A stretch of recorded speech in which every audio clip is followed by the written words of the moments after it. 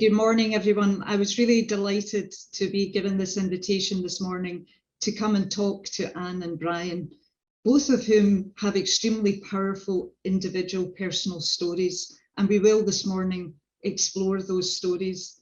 But more than that, they have shown enormous determination and tenacity in transcending their own personal circumstances and fighting for justice in the church in a way that will also help others. And my goodness, we know that in the Catholic Church, that fight for justice really is a fight sometimes.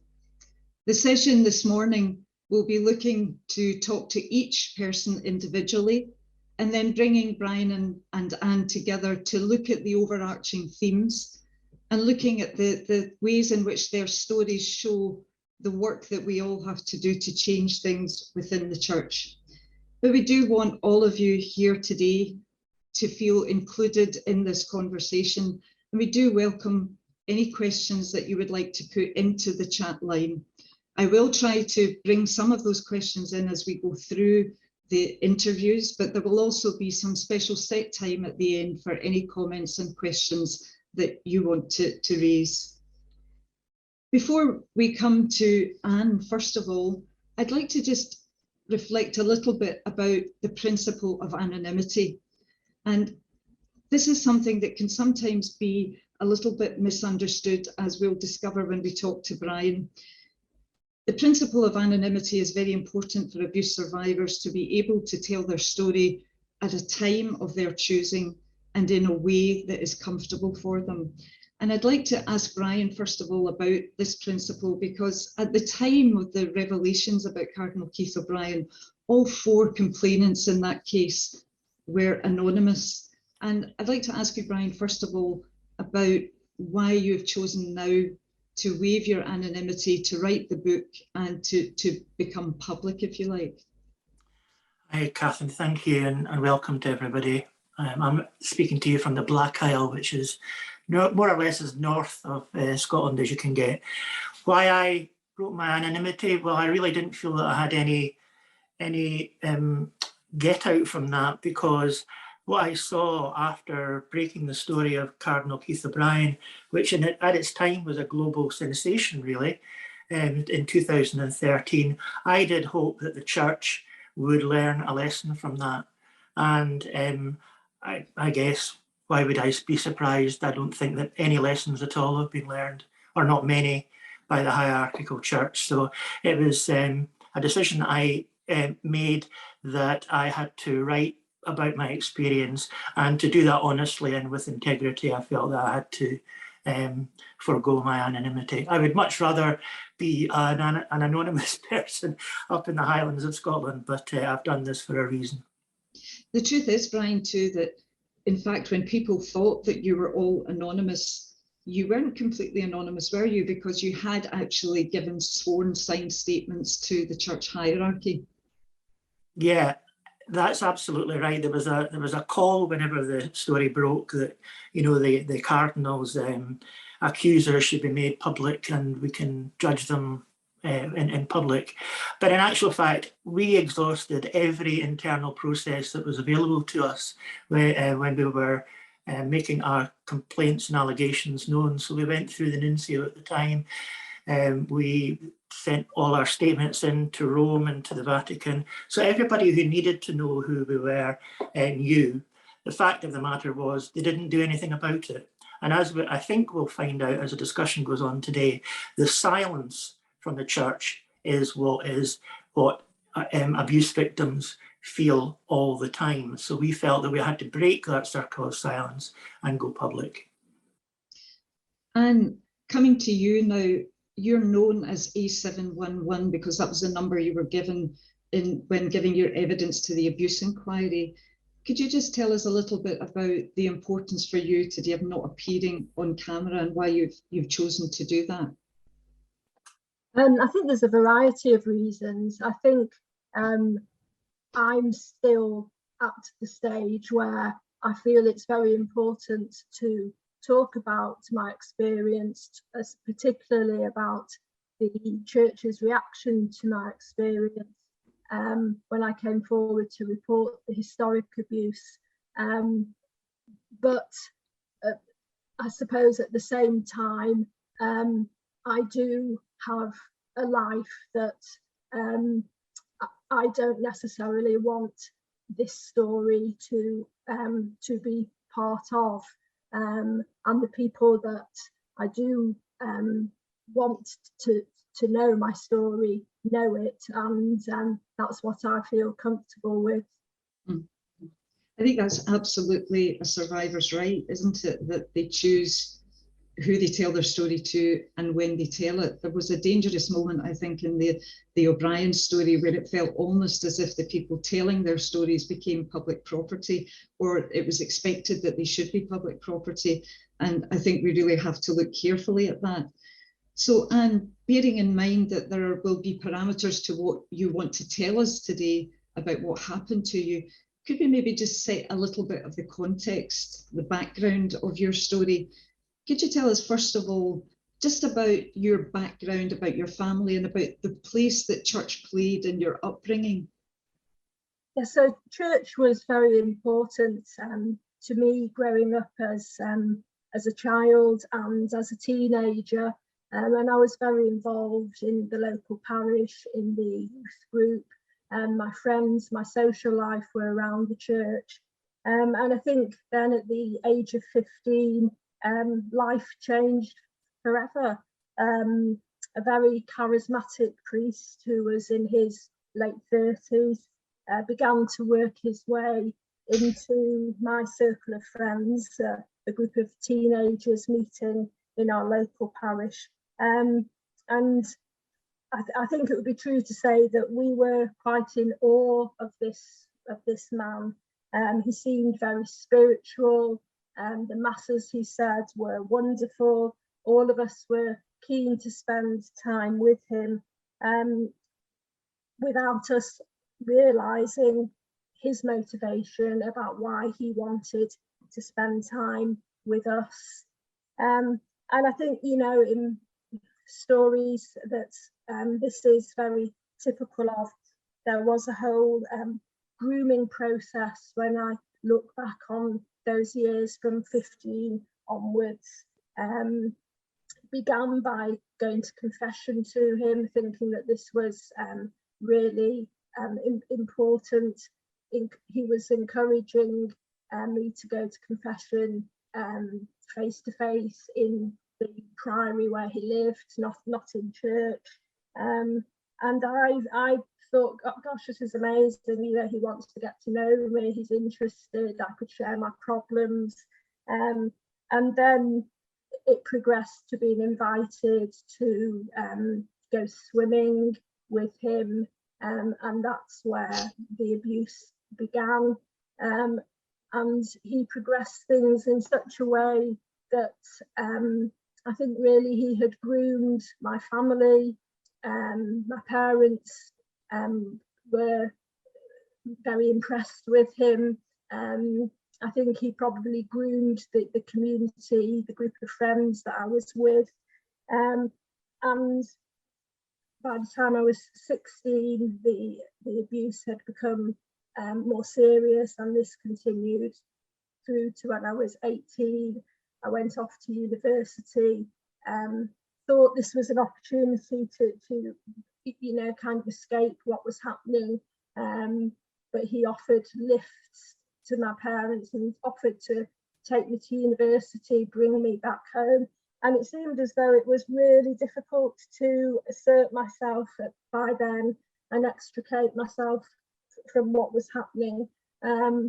And that abuse continued into my early 20s, and was, well, just became, I suppose, this hidden life that he controlled. So I thought Root and Branch's title, Stolen Lives, was such a good title. It really made me reflect on how from that time of 15 onwards, how my life was gradually stolen and taken and controlled. I think we'll be looking later on in the session at that very important point, Anne, about the kind of lifelong effects of abuse. But I think you've raised such an important part of the whole abuse story, and that's this idea of grooming. And you've mentioned that your abuser was a very charismatic figure. And I think that's something that we'll also talk about in Brian's story. But the idea of grooming, and we saw this, and we've seen it in lots of different abuse stories around the world, particularly in places like Boston, where groups of priests actually targeted vulnerable families, single parent families, where they offered to help with putting the children to bed and praying with them and so on, because there was no father figure. And there's a very, very dangerous manipulation that goes on there.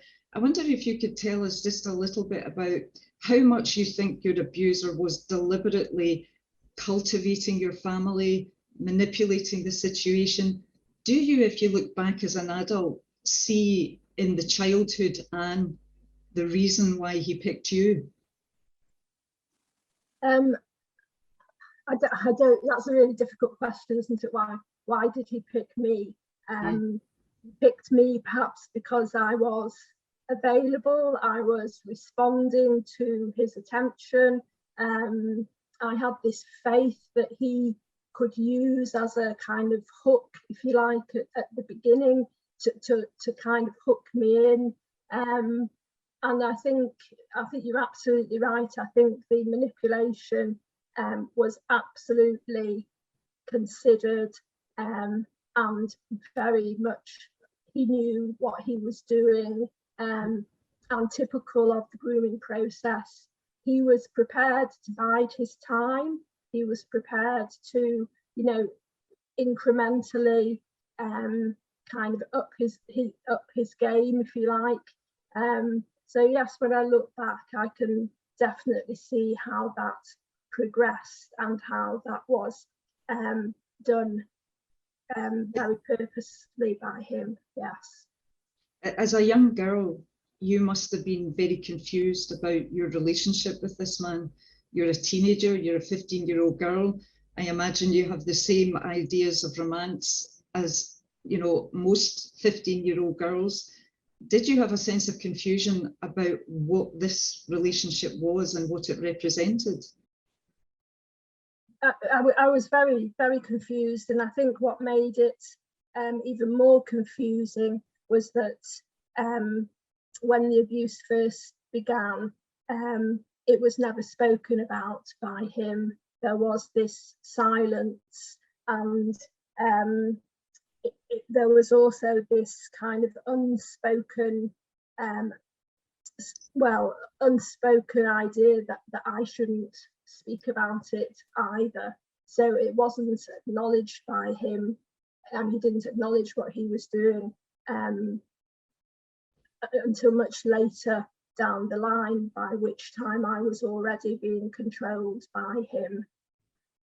There's a whole dynamic of silence and control that takes place in abuse. And I think there's a very important area that I'd like to ask you about.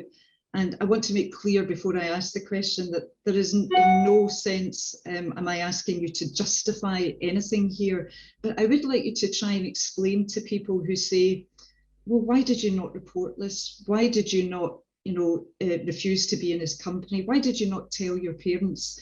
And that is such a difficult and complex question. But can you explain to people what goes on that makes you unable to talk about this abuse? I think the dynamics of abuse are centered around power and control.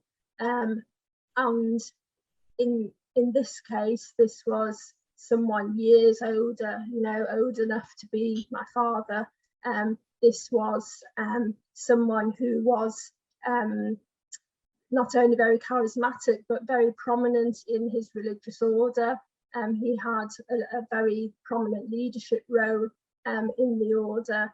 And at 15 years old, and to find even the words to get your head around what was happening just seemed impossible. And because of that silencing and because of not speaking out, then he was able to take the control. And for me to find myself then living this other life that was hidden from my parents, that I had not been able to speak about with them. It's as though you are kind of ensnared or trapped in this mesh of dynamics that it's impossible to extricate yourself from. And I think, you know, the most perhaps powerful part of, or most awful part of this experience is that when I did eventually find the courage and the strength to say to him, I want nothing to, this was now in my early 20s, so, you know, I want nothing to do with this, I want to get out of this, that his response was to turn up to my flat and to rape me. And at that point, all effort, you know, that massive effort to extricate myself from this abusive, say, relationship, was completely destroyed. Were you frightened of this man, Anne? At times, I was frightened. I mean, again, it's very, very complicated dynamics that are in that relationship. You know, at times, what frightened me, I think, most was that I couldn't get rid of him. Yeah. Well, actually, you know, that in a way leads on to the next part of your story, because I think if people want to understand the kind of true power dynamic of abuse, you know, they'll learn a lot from the way that you actually escaped from this man, because you entered a convent, didn't you? I did in my early 20s. I joined a religious order, and I thought for me, I mean, there are lots of different reasons, but I think for part of it, it was kind of an escape. And it was when, you know, in that religious order, his access to me was so much more difficult, not practical. And I spent several years, 9 years in the religious order, taking that time really to work out, actually, that wasn't the place for me. But also during that period of time, becoming quite ill, and very, very luckily, being able to access psychotherapy on the NHS for 4.5 to 5 years, and that's what really saved me. And at the end of that period of time, to have discovered a sense of autonomy and a sense of personhood that enabled me to move on. I think that's a really interesting way of describing it, you know, that you discovered a sense of personhood. I think in the past you said to me something about you discovered your adult self, and that is a really important distinction. Can you explain a little bit to people about, you know, they might think, well, you were in your 20s and 30s, of course you were an adult, but what do you mean by that? You discovered your adult self? I think what I discovered was that I did have a part of me that was an adult and that could look after myself and could look after that child. You know, the child that hadn't been looked after, that had been abused, that through the psychotherapy I was able to realise that perhaps I did have the wherewithal and the capacity to look after that part of myself, because I was an adult. You had a period of stability after this kind of course of therapy where you felt reasonably happy in your life, until I think the death of your mum in 2015, was it? Yes. And I'm just wondering, did you ever tell your parents about what had happened? Did you? So I did want to. I did an attempt in my 30s when I was not well and in psychotherapy. I did actually write a letter to my parents to say I wasn't well, and to explain, you know, why I wasn't well. And I think it was too much for them to be able to cope with that information. So my mum was very concerned that I wasn't well, but she never spoke to me about the reason why I wasn't well. You know, that's been quite a difficult thing for me, but I suppose it shows the extent to which this priest had groomed people so well, that she didn't feel able to speak about the abuse with me. So you're right. When she died in 2015, my grief for her, my grieving for her, within that raised also issues about what my relationship with her hadn't been able to be because of what had happened at the age of 15 onwards, and that provoked some kind of flashbacks, memories of the abuse. And I knew at that stage that I had to look for some sort of healing and closure, and that it was right for me to come forward and to report the historic abuse to the church. Well, I think at this point, this turn in your story where you go to report to the church is where it's almost like being re-abused again, and isn't it, where you go to the church with your story. And I wonder, what were you hoping for as somebody who'd given 9 years in a convent to the church? I imagine that you must have felt something of an insider, and that they would listen to what you had to say. Well, unfortunately, when I went to the church to report the abuse, I think I was probably in for the greatest shock then of all of my experiences in some ways, because you're right. I belonged to the church. I felt I was a member of the church, and I went to the church, I think, looking for support, looking for an acknowledgement, if you like, that the church would be part of my healing. And unfortunately, that couldn't have been further from the truth. The reception, I think, of my coming forward to report the abuse, I'm not saying that the church didn't take action, because they did. The priest was removed from ministry, but the process then of sharing information with me, of meeting with me, became one enormous uphill battle. And I felt as though I was an outsider almost from day one, that I was an outsider. I was the other, and the tables just seemed to have turned on this church that I belonged to, and actually, given my professional life to as well, was not the church that I knew or recognised. I think as soon as you challenge in the Catholic Church, you become an outsider, and that's the difficulty, isn't it? Because you're also isolated. So you feel eventually, many of the abuse survivors that I've spoken to eventually feel like they're the problem. It's all about them, and they are in some way flawed, and that's why nobody's listening to them or taking them seriously. And I imagine that your self-esteem takes a real battering in that process, Anne.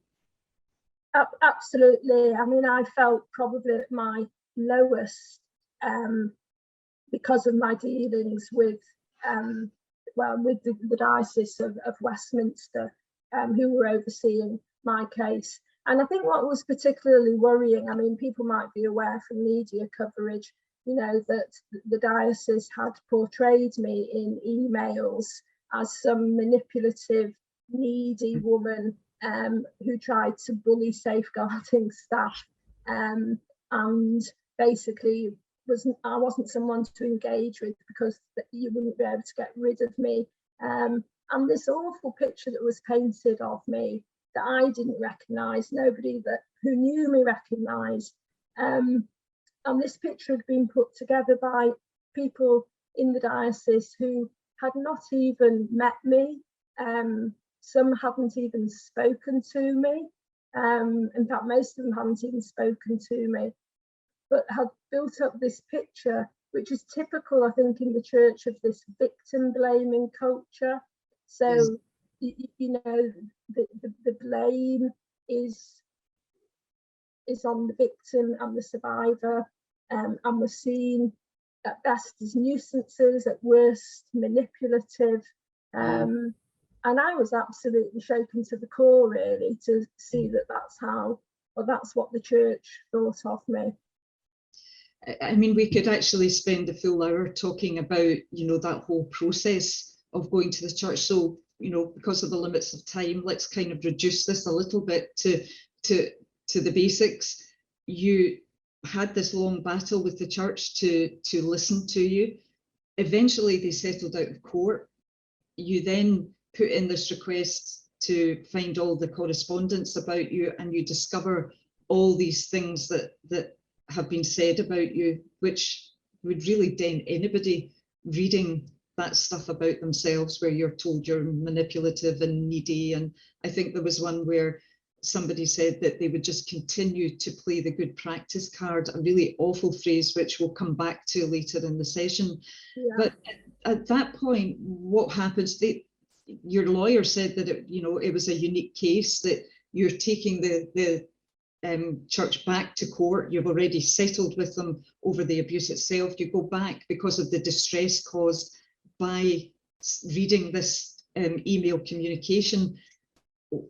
Again, they settle out of court. Do you believe that was deliberate so that they didn't set a legal precedence with this case? Are they that clever in their legal dealings? I think they are that clever. I think what I think all survivors know in our experience of the church is how much lawyers and insurers are behind decisions that are made, decisions that should be made on pastoral grounds, but are made by lawyers and insurers to protect the reputation of the church and to protect their assets. Yes.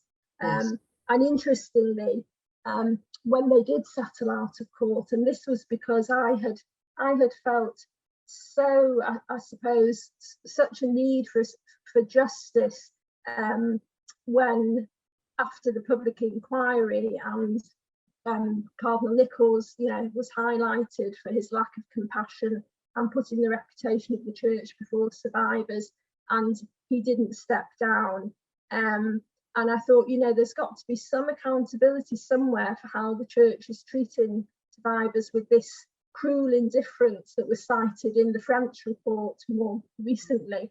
And that's why really I kind of took the case against Westminster to highlight in the public arena that there is no accountability, and the church thinks that if we don't speak up about it, it can just continue.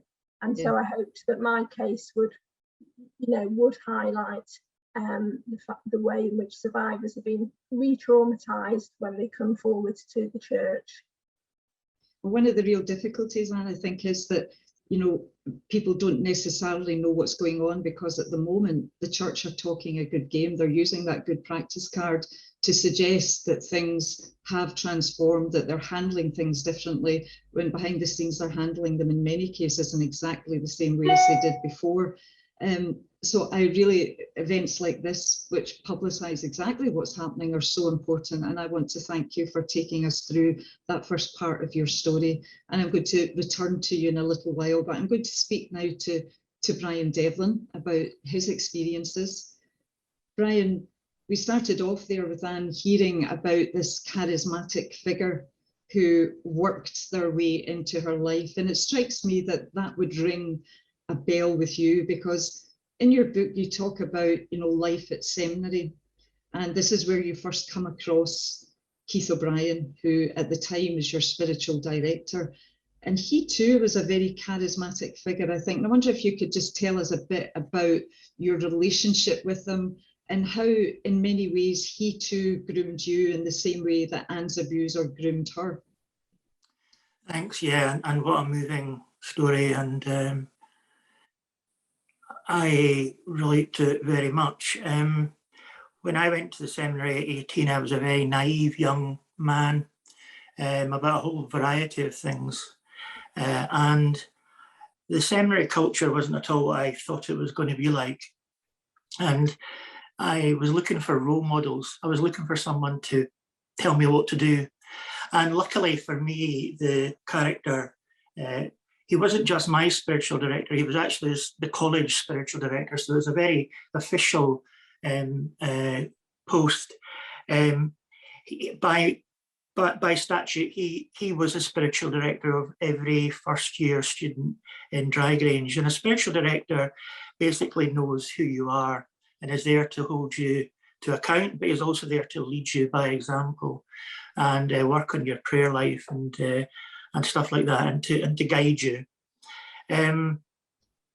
I loved Keith O'Brien at the start. I thought he was an amazing, charismatic, gentle, funny, informal priest who was able to laugh and joke and take you into his company well. And as very often happens in seminaries, priests who are, in my day, it was priests who were what we called the profs, the lecturers, the teachers. They tended to gather students around them that were their favoured group. And O'Brien did that marvellously well. So every fortnight, you had to go to him for an official spiritual direction session. And you know, it's the small things now, and listening back there to Anne, it's the small things that come to mind. I remember Keith O'Brien, the proximity, the physical proximity to me in his room when we were having spiritual direction was quite pronounced. And then at the end, and I know this sounds like a sort of strange thing to say, but that he started to hug me, which was fine. There's no problem with that. But then as the months and months progressed, he would start to take more and more risks with me. So he would slip his hand under the back of my shirt, so he was touching my naked back with his arm. He asked me to call him, and again, reminiscences of Anne's story, to call him or to regard him as my spiritual father. So that went on. And then in the late 1970s in Scotland and throughout Europe, the Charismatic Renewal movement took hold. And those of you who've been involved in that know that it's a Pentecostalist type movement. And it involves a great degree of physical intimacy. And I think that this actually gave this already charismatic man, Keith O'Brien, further license to be able to make those advances on me. Then it started to progress. He would pick me up from a day off in Edinburgh late at night. My friend was always at the back of the car, and he would drive us down to the seminary in Drygrange, which is in the borders of Edinburgh and Scotland. And he, first of all, was nothing. And then a couple of weeks later, he would start to caress my arm and my leg and my thigh. And there was never anything genital or anything like that. It was just really, really strange. And I know further down the line, Catherine, you're going to ask me, why the hell didn't you tell somebody about this? But I'll come on to that. So that went on, and the intimacy became more and more frequent, and it really unsettled me until at one point it reached its sort of denouement where he started, I was definitely one of his favoured students, so he started to invite me into his room at night to say night prayer. Priests have various prayers that they have to say at different times of the day. Throughout all of this, you know, I had questions about O'Brien, but I still really I liked him. You know, I wanted to be in his company and I enjoyed him and so on. But one night he'd been down there was a heavy culture of drinking and alcohol in the seminary amongst the staff. Students generally couldn't afford it, so the staff did get frequently drunk. He came up one Friday night and I met him in the corridor, and he asked me to come into his room to say night prayer. Now, he had a bedroom and a study next to one another. Normally it would be in the study, but this time he took me into his bedroom. And we said night prayer. And I remember the nuns loved him, and they put out a vacuum flask of Ovaltine for him every night, and he poured some Ovaltine, and I didn't like Ovaltine, but I took it anyway. And as we finished night prayer, he got up and he hugged me, and then he pulled me back on top of him and he was sitting down, and I was on his knee, and he started again to caress me and to tell me that he loved me, and make it very, very clear to me now that he wanted to have a sexual relationship with me. And as I say, it's difficult to express how naive I was at the time, but eventually the penny did drop that this was a threatening situation and that I had to get out of there. So I left the room. Now I'm deaf, and I still do rely on hearing aids to hear anything at all. So the next morning there was an early mass. I really struggled to sleep that night. I was really, really distressed, and started to say, how did that happen? What have I done to lead him to think that that was okay to do to me? So in the morning when I woke up and O'Brien was at the side of my bed, which in itself isn't necessarily all that bad, because I had to rely on somebody every morning to wake me up because I wouldn't hear the bell. So I scrambled around for my hearing aid, and then he leaned over, and I thought, oh, shit, he's going to start again now. And he looked really haggard. And he said, Brian, I meant every word of what I said to you last night. I really love you, but I'm sorry about what I did to you. And that was the point when the penny dropped for me, and I knew that he was a fraud. I didn't know quite how fraudulent he was. And I still remember going down to chapel that morning for the morning mass. And the seats were in Abbey-style seats, so the seats were facing one another. And I remember looking at Keith. He must have had a hangover, but he looked very, very, very gaunt, very drawn. And I remember thinking, you don't believe any of this. This is a total fabrication. You're a fraud.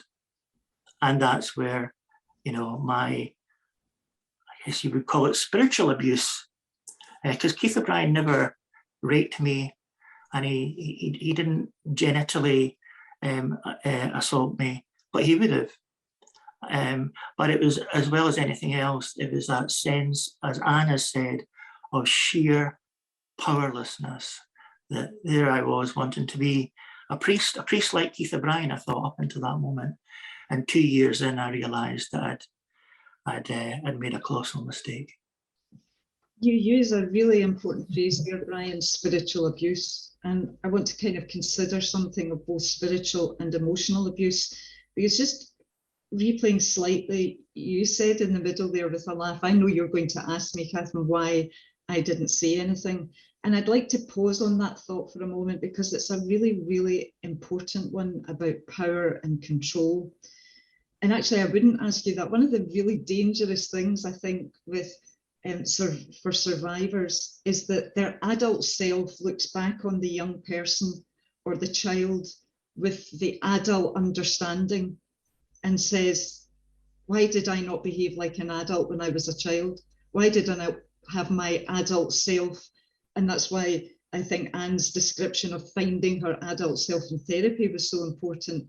But so I'm not asking you to do that to justify in some way why, as a young person in all of your confusion, you didn't report this, but just give us an insight into what goes on in seminary that makes, because seminaries in a way are the beginning of the Catholic Church's kind of silence and control over the people who become the clergy, isn't it?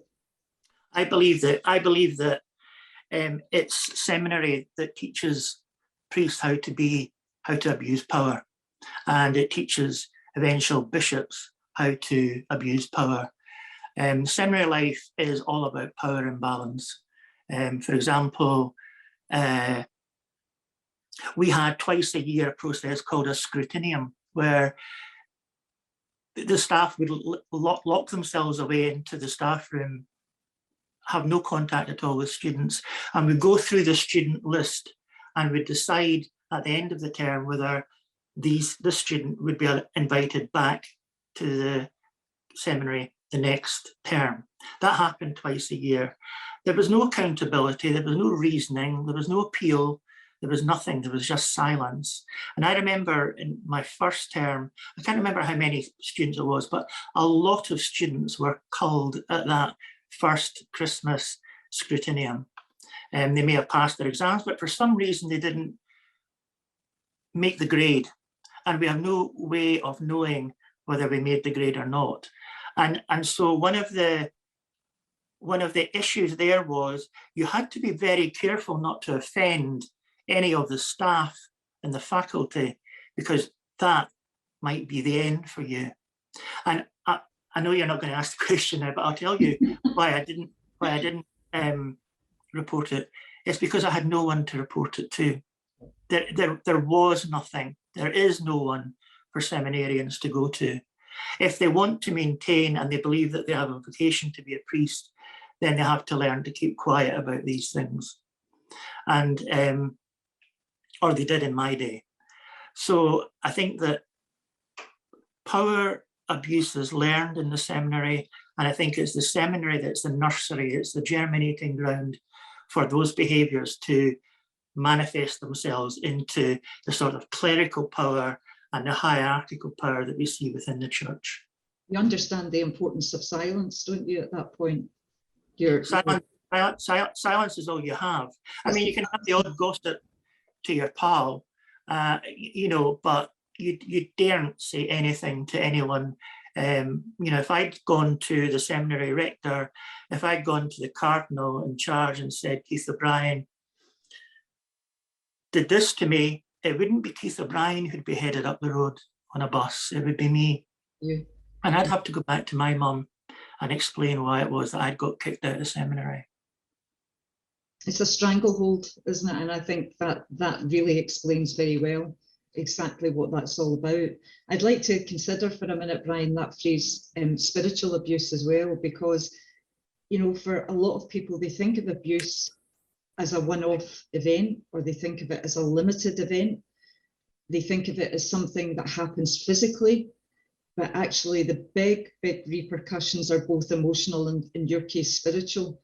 What was it that experience with Keith O'Brien stole from you in terms of spiritual development?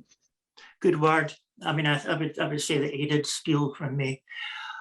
He stole two things from me. When I say I was naive, I really was very naive when I went into seminary, but I wasn't.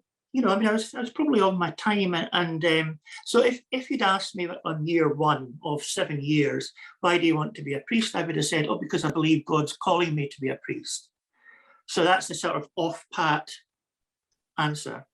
So for the first 2 years, when O'Brien was the spiritual director in the college, I was learning that there's more to this than just God's calling me. It's about learning about theology. It's about learning about, and I found theology hard but beautiful, strangely enough. And I really started to look at what being a priest might be, and I realized that priest might be not just someone who says mass or hears confession, but someone who's a servant leader, someone who can go to the poor, go to the needy, and bring Christ's word, and in particular the Beatitudes, to those who need to hear that story. When O'Brien did that to me, and this was my, and if, as you say, looking back as an old man now onto a child, this is my big mistake, I think, and I think it's a mistake that people make all the time, and that is I conflated my belief, my faith in God with a faith in a human being, and I conflated the two, and I got mixed up. And so I've learned that lesson, but I think that more than anything else, what O'Brien stole from me, and this is very hard even for me to understand, is that he stole any notion of God or divinity for me for years. So I went back into the seminary after taking a year out, which was compulsory, having very little, if any, faith that there was a God. But I felt determined. There's something in me that drove me to first of all, not to let this horrible experience defeat me, but also to study hard and to try to be the best priest I possibly could be. And I'll be 100% honest, because I had a really strong mum and I didn't want to face that. Yeah. Yeah. It's very interesting that both you and Anne, when talking about the effects, describe things that happen within your family as well. That abuse is not just something that happens to an individual, but it can cause complete havoc within the kind of dynamics of a family, the relationship between child and parent, and the child saying, why did you not protect me? Even subconsciously feeling that there should have been some protection there that didn't arrive for them. But if we could fast forward slightly, because you do kind of leave the seminary, you become a priest. O'Brien is appointed, you leave the priesthood, and you go in to create a life for yourself. You get married, all of those things. And it's many years later before O'Brien really reappears in a major way in your life. And I just would like to kind of highlight to people a conversation that you and I had actually a number of years before the O'Brien story hit the press. And I think this is actually very important for a number of reasons. You came to me about O'Brien and discussed what had happened to you, and kind of, I suppose, chewed the fat about whether you should actually make this public. And I think at that point, we both decided that neither you nor I wanted to out somebody in the press simply for being gay. What was it that changed? Because there was a lot of confusion about this idea of homosexuality, and that in some way there was some kind of gay plot going on. And it's important that people know that that was not why you were outing Keith O'Brien. What changed between that time where we decided, no, this isn't something that should be made public, to yes, it should? What was the difference? Depends how you want to look at it. It was either coincidence or it was the Holy Spirit, or it was a mix of both. But I happened in social media to open a Facebook account and some former friends of mine in seminary got in touch with me, and one of them told me that in the passing that O'Brien was in trouble because he'd sexually molested a priest on the day that he was accepting his red hat in Rome to be a cardinal. And because up until then I hadn't discussed this with hardly anyone, so I just presumed that I'd been the only one. And then so I said to my friend, look, this is what happened to me. And then he said, look, let's come out of Facebook and I'll phone you. And then he told me what happened to him. And then he introduced me to another priest who told me what happened to him. And then a third priest who told me what happened to him. And it was quite clear that this wasn't just, a guy who was a homosexual man who was finding it difficult to fulfill his vocation.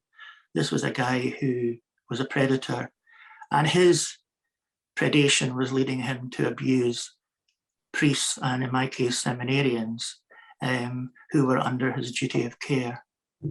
And when you think about power abuse, and if you know anything about the church and the relationship between priests and seminarians and bishops, you'll know that there's only one way that can go. So that was the crunch point.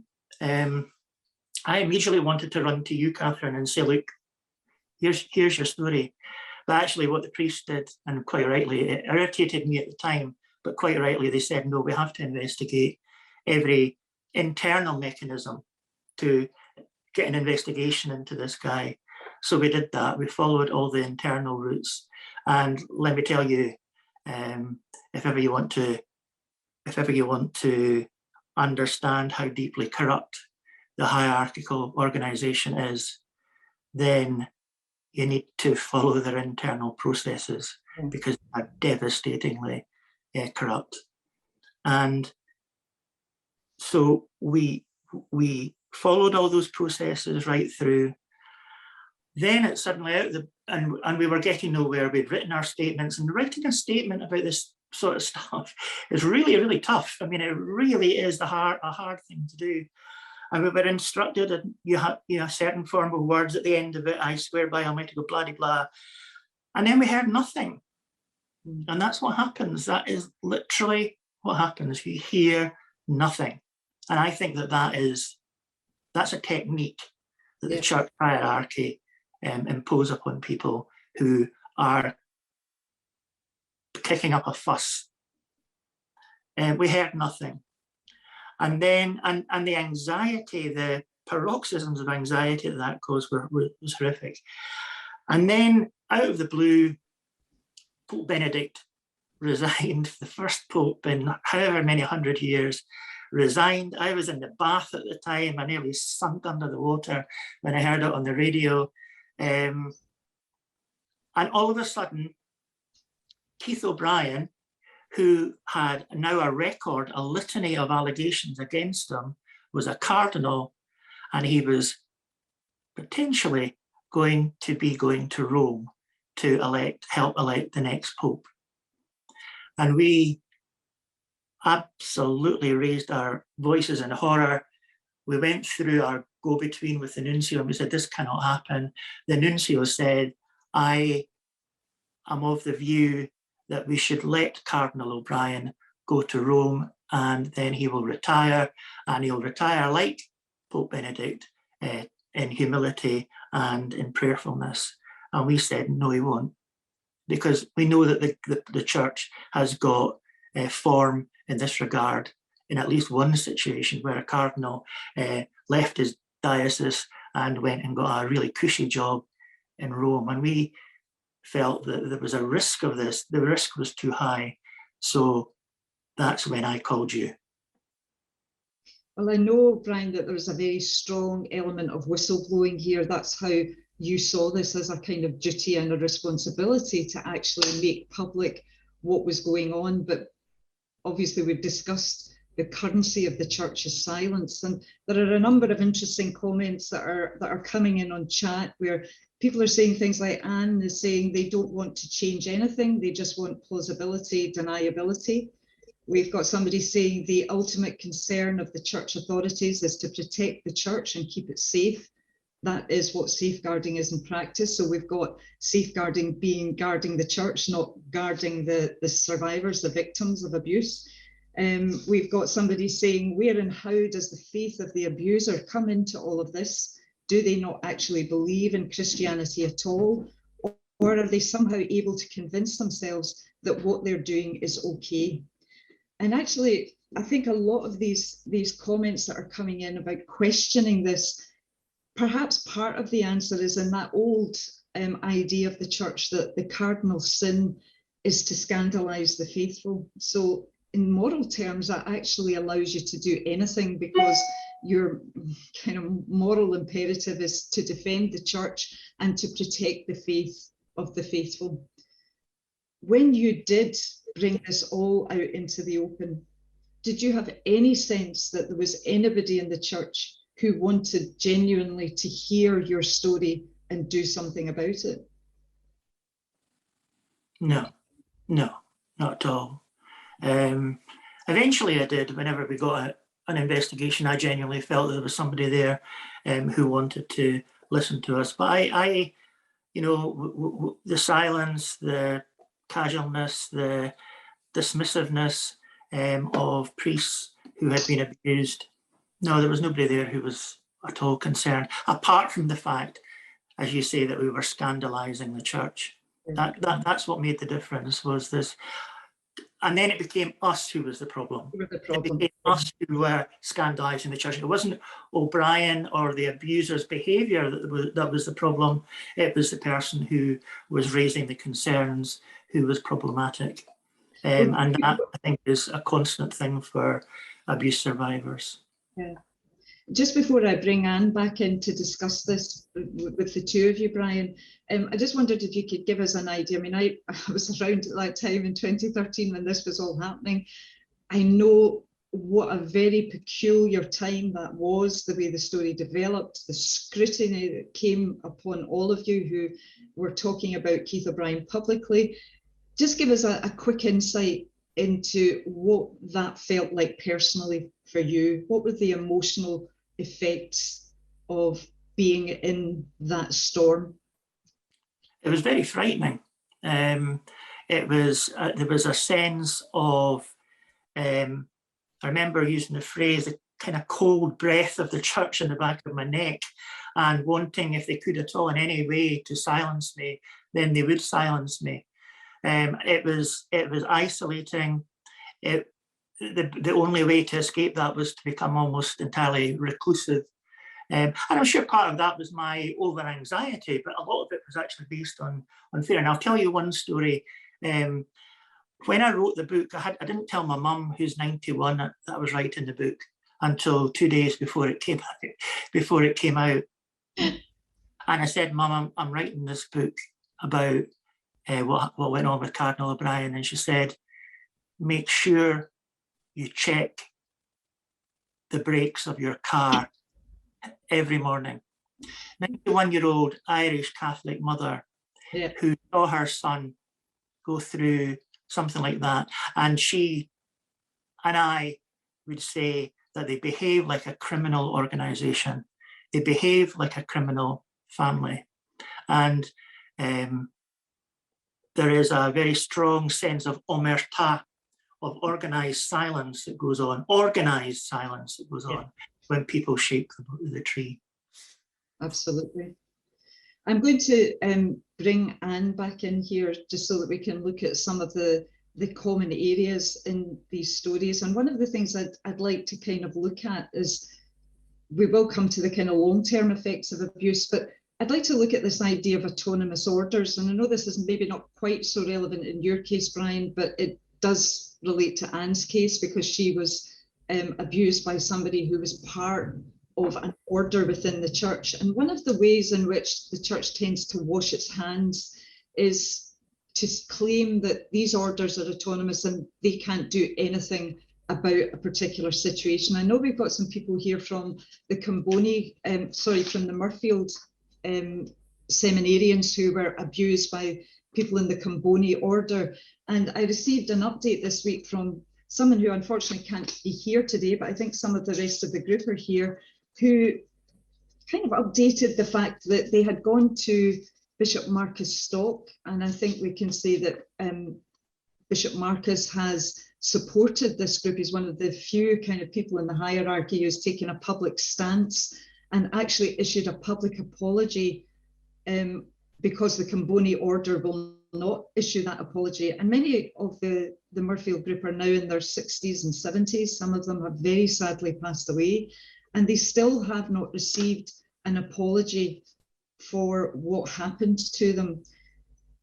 The update this week is that despite this public apology from Bishop Marcus and a letter being signed even by Archbishop Scicluna, there has still been no apology from the order. There has been silence still, there's been no reply. Sometimes we get the impression that things have moved on and the church is telling us that they're changing their procedures.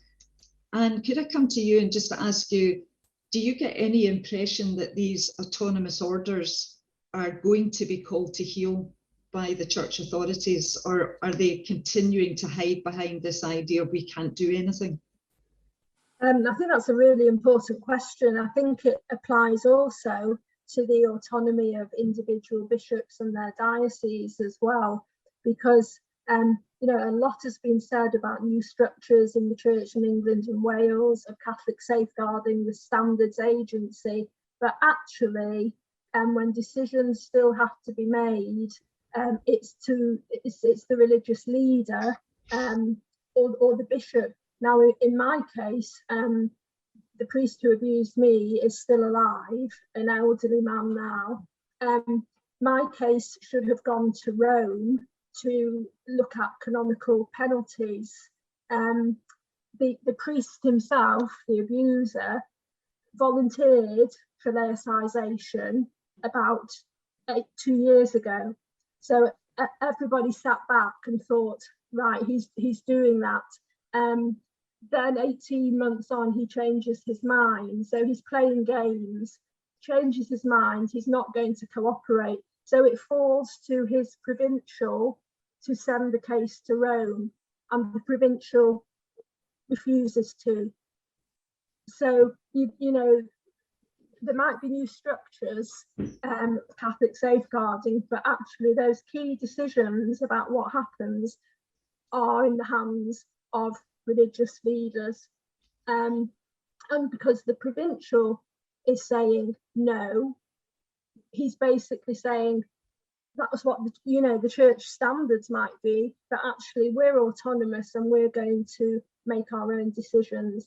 Now that's still in process, and there may be other ways that the case can get to Rome, but it is a real worry and concern that there isn't a one church approach. There isn't a set of standards which they are obliged to follow, and it's a real concern, and it's something we need to watch, because in England and Wales we've got Nazir Afzal and the new board, and we just need to look very carefully to see, in fact, are they going to have powers that are going to make a difference? And at the moment, the jury is still out on that, I would say, from the point of view of survivors. Well, Nazir Afzal has also been involved in the Murfield case, actually, and it's interesting that you bring that up. But he too has been met with silence in terms of the Comboni order. So, Brian, what are your thoughts here? Is this all out of control? Is there a kind of central safeguarding imperative within the Catholic Church, and can there possibly be true safeguarding if there isn't that central control? I think there needs to be central control. I think there needs to be a culture change within the church. In my own situation, I naively thought that one of the priests described that what we did when we went public was pressing a nuclear option. And I presumed that the church would learn from that. And, what I hoped for was a beatitudinal church, something which grasped Jesus's core message of meekness and humility. And what we have is a church that is corrupted. The well that Catholics drink from has been poisoned by the hierarchy in all their manifestations, in the orders and in the secular priesthood. And I think that we need a reformation. We need true root and branch reform of the Catholic Church. And I think that hopefully this series of talks and whatever else follows on will be part of that process. What's been the reaction from insiders, Brian, to your book? Do you sense any kind of, opposition from within the church, or is it still the case that anybody who opposes is ejected? The reaction to the book from the Archdiocese of Edinburgh in particular, but wherever, has been very, very positive. To those people who would speak to me about it, has been very positive. But, when we talk about power abuse, I look back at St Andrews in Edinburgh now and I think, well, it couldn't really have got much worse than it was with Keith O'Brien. And now what I'm being told is the culture in St Andrews in Edinburgh is a lot worse than ever it was under Keith O'Brien, because there is a culture of bullying and intimidation of good priests and good lay people throughout the church. So one form of power abuse, which is based on sexual predation, has definitely been replaced, in my opinion, and in the opinion of many people who talk to me, with another form of power abuse, which is, I am your superior, you will obey me. Yeah.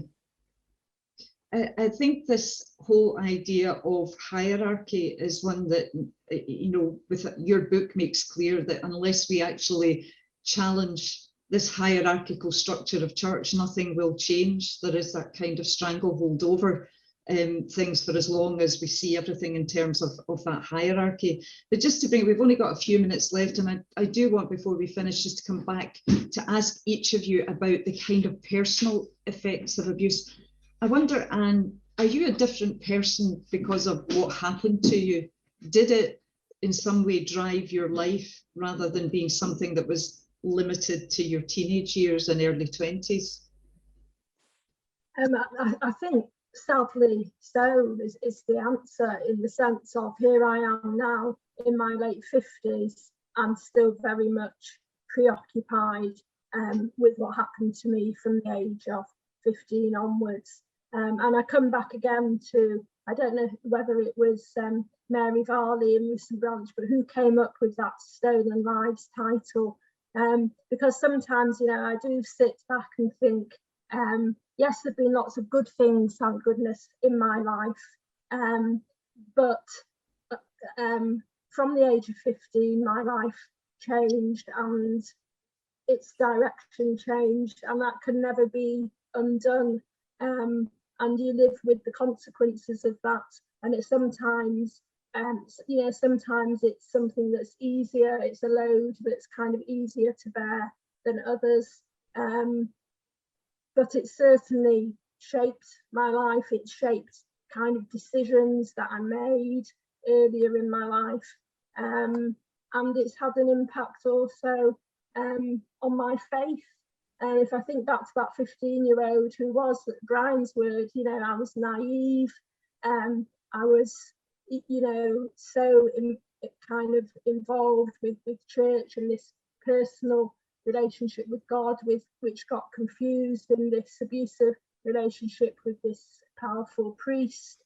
So yes, it definitely, the impact of it is far-reaching, and the impact that on, you know, on other relationships and who I am in relationships with others as well, is something that you carry with you. And I kind of, you know, I am an optimist, I think, rather than a pessimist, and I do, you know, I do try and look for the things that I can take out of my experience of life that helps me try to, you know, to live a life that is positive. And I think part of what we're doing this morning, you know, is one of those positives. If we can speak out and if we can change things, I've always said this, I said this when I gave evidence at the inquiry, if by speaking out my story, which has so many common threads and themes with other survivors, can make a difference, and we can challenge the church and fight for change, then that's a positive. Thank you very much. And Brian, what about you? Has it changed you and your life? Are you a different person from the one you would have been as a result of what you Well, I've reflected on this a lot, Catherine, and you know, I left the priesthood, and sometimes I wonder whether the priesthood left me. And I think that you know, I've had an interesting career, but being a whistleblower is a hard job, and if anyone who takes this route has to think very carefully about themselves and about the support that they've got. And I've chosen to take this route because I believe I'm called to. I believe this is part of my journey, and part of the reason for being here today and writing the book and all the other stuff is because I believe that we have a church that's worth saving. I believe that there is good in the Catholic Church, but I do believe that it has been corrupted by the hierarchy. And clericalism. There's a priest that I would, if people haven't heard his film, it's on YouTube, Professor James Keenan, and he talks about a concept called hierarchicalism, and that is the father of clericalism. That is the deep-rooted corruption within the hierarchy that says we can do what we want. Yeah. Dare you stand up against us? How dare you question our authority? You will obey us. And I think that if you've got personality like mine, and I think like Anne's and yours and the countless people behind us who are saying, no, we're not putting up with that anymore. That it is not your church. It does not belong to the bishops or the cardinals or the Pope. It is our church, and we want it back. That's a very, very powerful way to kind of bring our discussion about to a close, Brian. Most people have been putting comments rather than questions, but just to bring in a few comments here, there's somebody saying the central issue is protecting money, and they're commenting on the fact that the Componi order in court stated its global wealth is around $600 million. So we've got the issue of money on one hand, and on the other, somebody's saying we need a positive evaluation of human sexuality. The priestly culture is on vows of celibacy, which portrays human sexuality as a degraded, fallen state of being. So we've got attitudes to sex, attitudes to money, and as you've pointed out there, attitudes to power in the sense of hierarchy. Just to conclude here with Anne and Brian, and I want to thank you very much for telling such powerful stories this morning and really putting yourself out there. So thank you very much for that. And I'd just like to conclude with Mary's question, which has come in asking, are there any reasons to take heart from what we're seeing in terms of the hierarchy's attitudes and behaviour? Is there any indication that it's changing for the better? And if I could ask you just to very quickly give me a quick response to that before I hand back over to Mary. I'll come to you first, Anne. Do you see any signs of optimism? I think the signs of optimism come from meetings like this. I think the signs of optimism have to be with the laity, because I think that's the only way that there's going to be change. And I notice some people saying, what can we do? Well, what can we do?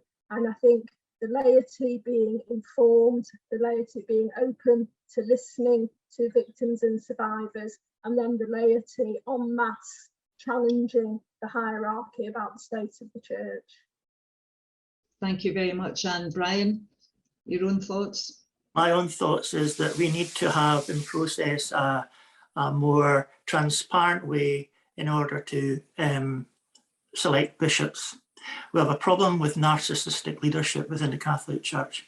And if you have a narcissist in charge, then the church won't get very far. So we need to reform that process. And that's only one part of the reform. But I would go back to what Anne said there.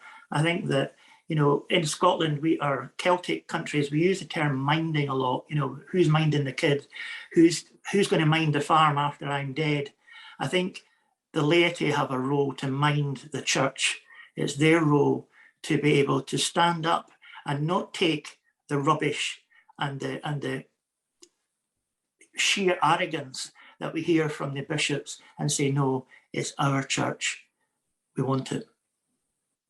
Thank you both very much indeed. And thank you to everyone who's contributed to the discussion there. There's a lot of people here this morning. And if I've missed any comments, I do apologise, but I'll hand back now to Mary. Can I just say thank you to you, Catherine? You've been outstanding. Thank you, Brian. Yeah, I'd like to echo that. Thanks so much, Catherine. Thank you, Anne. Thank you, Brian.